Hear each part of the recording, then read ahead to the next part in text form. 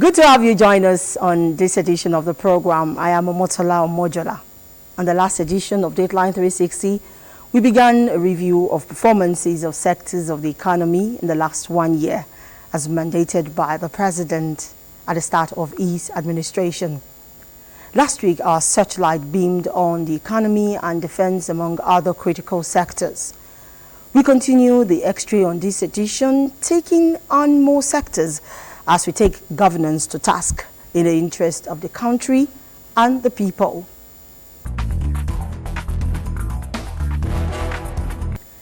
A critical sector bordering on the well-being of the citizenry, Nigeria's health sector has been under the watchful eyes of social and development observers. Health correspondent Uche Ogochukwu reports that though the health sector has faced significant challenges, there is also improved performance on the side of health managers to ensure quality healthcare delivery that is affordable and one that is accessible to all segments of society. She now brings us some of the achievements in the sector, the reforms that aided them, as well as the challenges in the last 1 year. The Ministry of Health and Social Welfare, under the renewed hope mantra of the current administration, rolled out 4-point agenda aimed at enhancing the health sector. Attention has been on boosting immunization coverage, maternal and child mortality rates reduction, access to healthcare services, disease control and surveillance. Other areas are health infrastructure development, health financing and health information systems. There are about 8,300 plus, almost one per ward, but not quite, primary health centers that the federal government is directly funding through the Basic Healthcare Provision Fund. All 36 states in the country and the FCT now have state health insurance schemes. This wasn't the case before. The NHIA has taken on its role as a regulator, but also an enforcer, much more seriously, in terms of trying to mediate and address complaints that come out in the system. And we've signed an MOU with NSIA with resources available in our 2024 budget to expand cancer infrastructure and equipment in 6 federal teaching hospitals.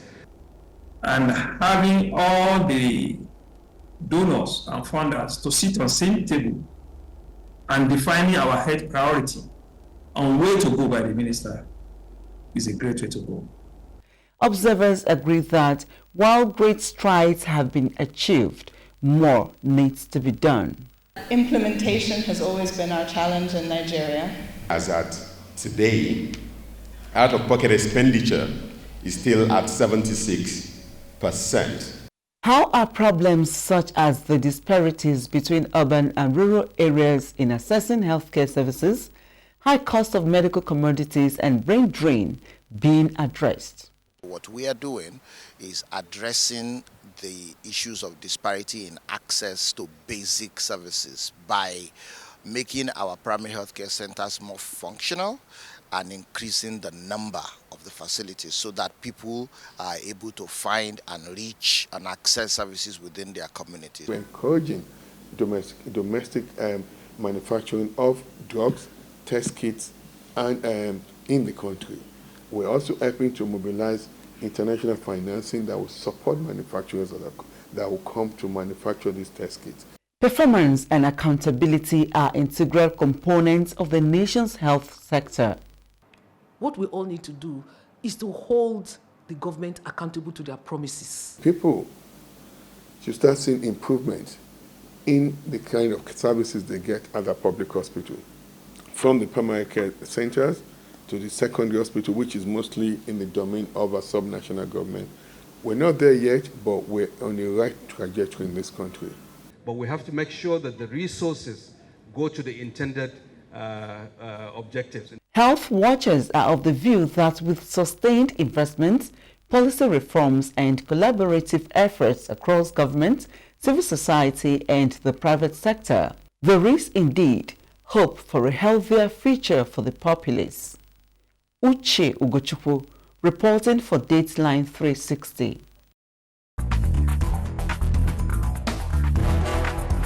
Thanks, Uche, for that report. Moving on.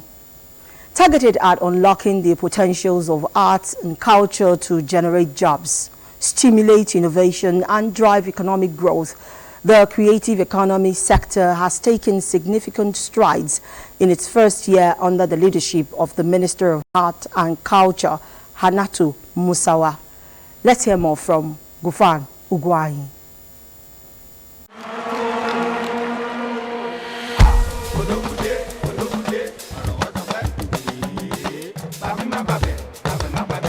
As Nigeria seeks to diversify its economy and create new opportunities for growth and employment, the Ministry of Arts, Culture and Creative Economy has emerged as a key driver of this vision.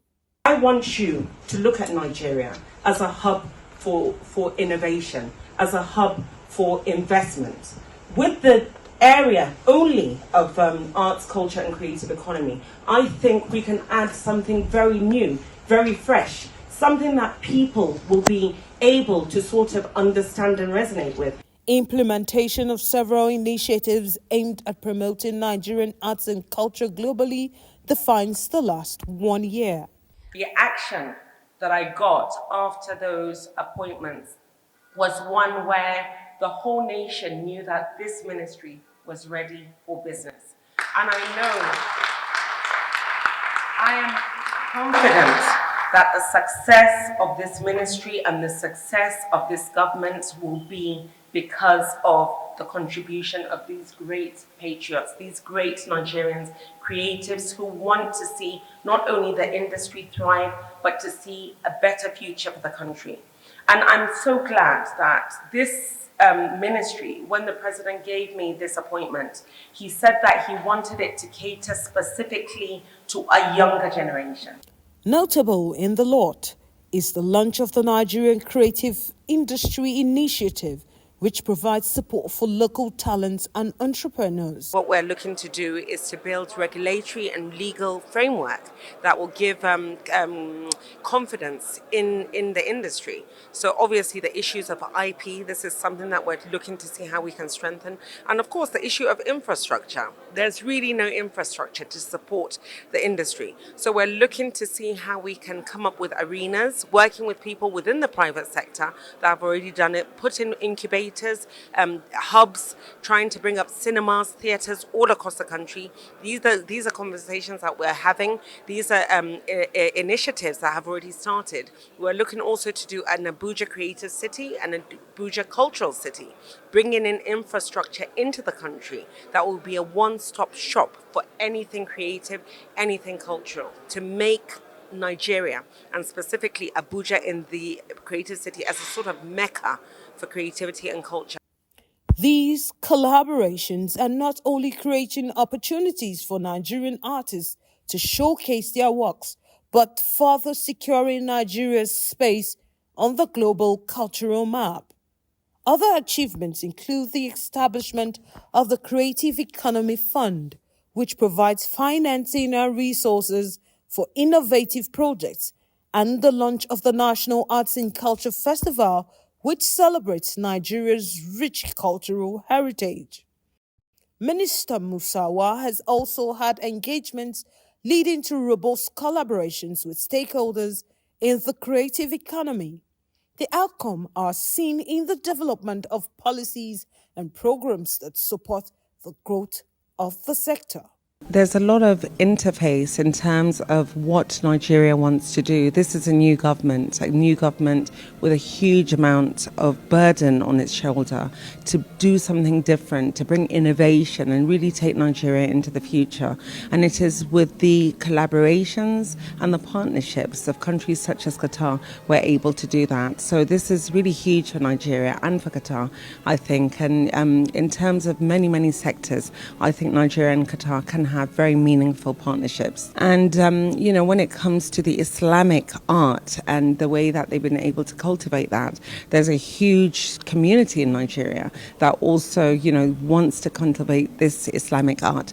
I think there's a lot of interface. The people of Qatar and Nigeria just want to do better for their country. In addition, The minister has undertaken several international travels to promote Nigerian arts and culture, including the 66 Grammy Awards in Los Angeles, United States, to support Nigerian artists nominated for awards. I think for the creative economy, as every nation is trying to diversify away from the general means of growth, such as oil, Nigeria is an oil-producing country, we're exploring other sectors that will give us growth. So when we look at the creative economy, for example, we see an opportunity for a country like Nigeria that is quite populous, with about 220 million people. So we're trying to explore other ways to expand the GDP, have an economic expansion as well as having a cultural expansion. So we're looking at this area, this sector of creative economy in order to be able to do that. Musa Wa is also engaging the Recording Academy to create an African version of the Grammy Awards with Nigeria as the founding member. He's nominated for Best African Music Performance at this year's Grammy Awards, performing Lonely at the Top from his album Work of Art, Ashake. The creative economy has been identified as a key driver of economic growth and job creation, and efforts are expected to have a positive impact on the sector. Gufan Shaji Ugwanyi for Dateline 360.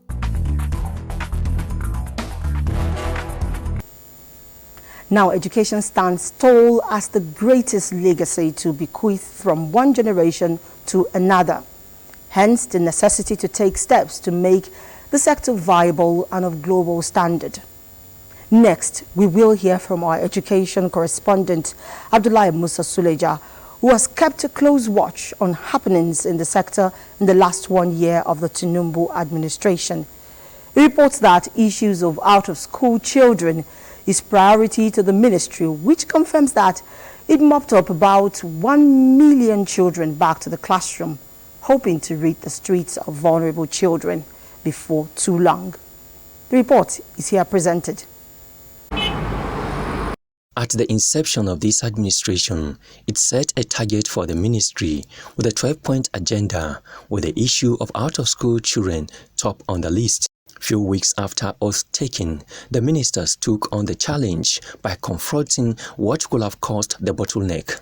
The major issue that we can say we have achieved is understanding the problems within the ministry, because we have an extensive ministerial and agency briefing, and we realize that we have a strong policy document, but there is no unity and conformity in implementations, and there are a lot of gaps also with everyone doing what he wants this. So we have tried to address that, and in achieving that, secondly, went ahead to develop a policy guideline. The efforts afforded the ministry a clear view of areas of focus, and steadily the roadmaps have been vigorously pursued, resulting in taking strategic decisions to meet the set goals. We have also known that there are issues of insecurity in our school. Of recent, we have had a serious campaign, and we have gingered and energized and also motivated our security agencies to have an in-house training of their personnel as far as a safe school initiative is concerned, so that we can reduce the number of school attack, which has great potential to reduce school enrollment, to reduce school retention, and also to remove the exit rate of our students. And now the security agencies are working hard, and they are oriented. They've all have their training, which have also participated in their opening ceremonies. In the past, the buy-in of state governors to get into the federal government plan, especially where the state played important but major roles, was difficult to achieve. The federal government could not toy with that, as positive results were beginning to manifest. We have created a very strong enabling environment that provides a better collaboration between Federal Ministry of Education, which has a role in developing policy, supporting policy at other tier of government's level, and also ensuring quality assurance. We have to work closely with state governors. Gladly now, we can say that we have achieved a very strong collaboration between the ministry and the Nigerian Governors Forum. It's also very important for us to appreciate the synergy that has to be established between the federal government and the state government. At the end of the day, if you look at isn't it what is going on, maybe a state, the governor is not an education governor also, I think there has to be a minimum that the federal government should expect the states to put in. And this collaboration can really be seen because it has increased the utilization of universal basic education funding. Governors are now, the number of governors that have now developed interest in paying their matching grant for them to access fund and do what is needed in education has significantly improved.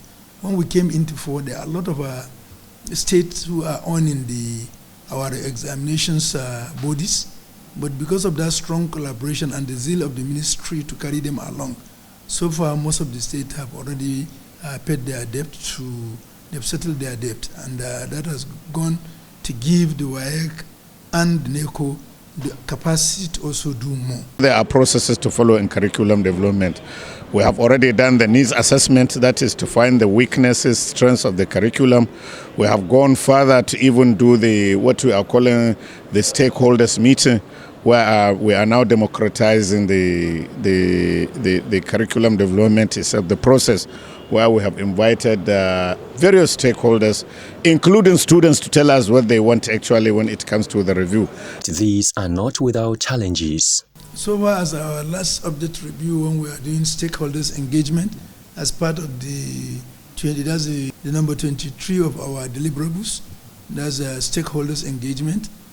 During that meeting, we were able to review what we have done so far, and as at that time, we have a census of complete. We have returned over 2 million children back to school, and this is also that's why we have concentrated also in providing infrastructure for them to get absorbed into the schools that we have provided. With the effective implementation of the 12-point agenda and governments at all levels matching words with action, the menace of out-of-school children and other teaching problems in the education sector are expected to become thing of the past. From education, we move to solid minerals, one sector noted as a source of hope for Nigerians in terms of contribution to the nation's gross domestic product. Mie Ogidi in this report takes us on a journey to yesterday and the impact of the Solid Minerals Development Ministry on the economy within the period in review. If you are performing, nothing to fear. If no performance, you leave us. No one is an island. And the buck stopped on my desk. Everyone must earn his pay, and those who sleep on their job will have to find somewhere else to go and sleep.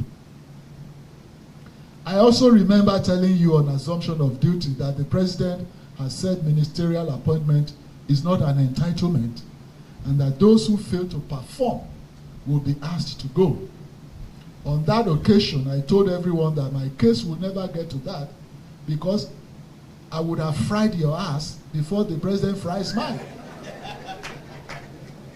President Tinubu gives his cabinet members timelines on major derivatives, and for Dele Alake, the Solid Minerals Minister, to achieve this, he also charged his staff. Yes, it is a teamwork. The countdown to 1 year in office for the Tinubu presidency begins. It's been 1 year of reforms for possible sound takeoff for the Solid Minerals Ministry. 60 days ultimatum to illegal miners given, and now 150 cooperative societies formed by them. More than 1,200 dormant mining licenses revoked. A software launched to promote the ease of doing business. 5th seismic center inaugurated to monitor earth tremor. 3 private lithium processing plants flagged off in Abuja and Nasarawa State. Gender strategy unveiled to promote women participation and engagement with foreign investors. So, ladies and gentlemen, on all fronts, on all areas of the sector, we are putting our imprint, stamping our footprints on all the sectors associated with this industry. And at the end of the day, the main objective is to increase significantly the contribution of the solid mineral sector to the gross domestic product of Nigeria and make it to surpass what the oil is bringing right now.